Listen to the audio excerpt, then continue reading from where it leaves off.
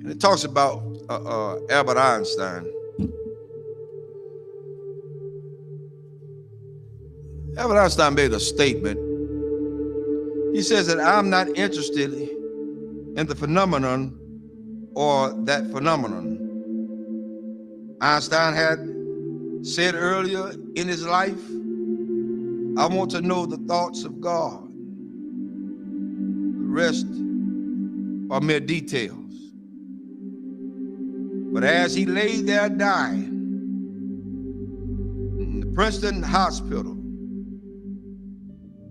he must have understood that these were secrets that God was clearly keen to hang on to. You know what the secret is? Love. Love. Love.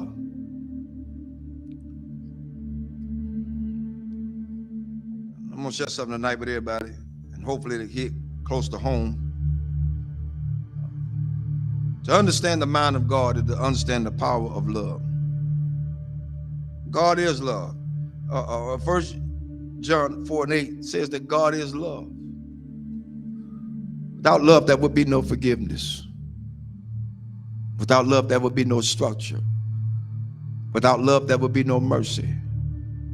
Without love, there would be no kindness.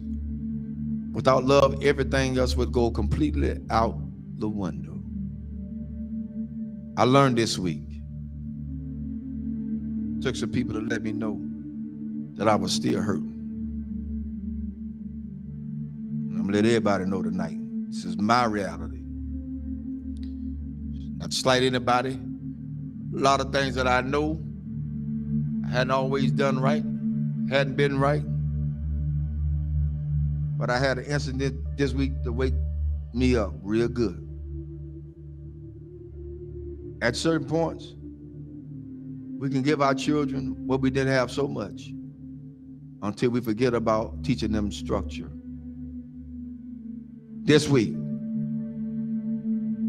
I learned at some point you won't be respected. And that's for everybody. You're not going to be respected because they feel the way they feel. They're emotionalized. They're emotional creatures. Therefore, they don't know. But I did the one thing I thought that I would never do.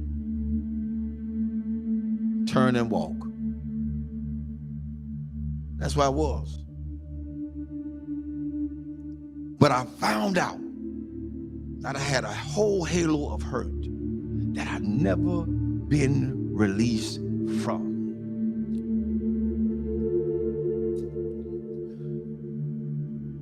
My respect factor has never really been known because I never got it. Never got it.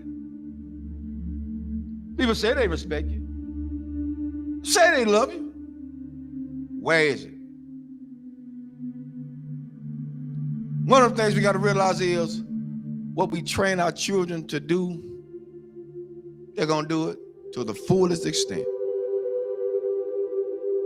If you let them be into your business as adults, then they're going to have all rights and privileges to say what they want to say, not knowing the outcome of what could be. But I learned something. Even though I went through all that hurt and I'm still hurting, that's all right. I don't mind it. I'm going to go through this thing. I'm going to go through it. Because at this point, I don't owe nobody nothing. I owe God himself. For me, I did what I needed to do and walked away. I did what I had to do and walk away. And it ain't easy. It ain't easy trying to do right and you still get damaged. It ain't easy. God help me tonight. It is not easy. It is not easy to be in a place and feel like you're trapped. Because even when you do good, evil is always present. So you have to face the fact. That's why I said a lot of times, I've told people, and I still tell people today, don't hold me up as no God. Because I'm going to fall. And I'm going to make you fall. Don't hold me as no God. I'm going to make some decisions that folk just are not going to like. I'm going to turn over some chairs and some tables that people are not going to even be able to imagine that, whoa, the Reverend did that. Oh, yes, because I'm human. I'm human. I'm human. One thing I learned from all this is that you don't have to stay where you're not welcome.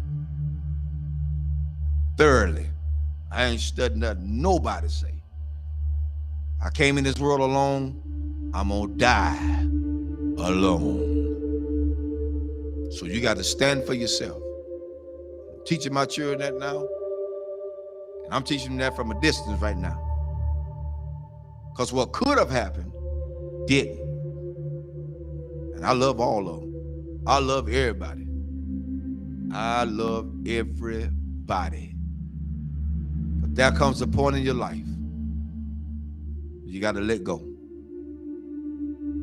You got to let go. How long do you have to put up with a lot of stuff? You did your part. You did what you can do. Now it's time to let them go. A lot of parents out there suffering now, and I'm telling all parents out there now, you done did all you could with your child. They're in their adulthood. They think they know it all. They done seen the world. They got more sense than you. Let them go. Release them in the Lord's hand.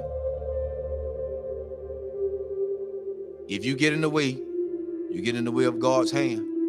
Get out the way. Because whatever God got for them, that's what he's going to get. Well, that's how it is. Children shouldn't be involved in the parents' business. Amen. I'll say it again. Children should not be involved in their parents' business. Whatever go on between those two, that's their problem. Not the children. But the children are affected by it. But guess what? It's up to those parents to sit the children down and talk to them together, not apart. Together. Together. You want to stop a whole lot of confusion? Talk about it together. You don't want to break down the communication? Talk about it together. At this point for me going forward, that's what we're going to do. And if they can't do that,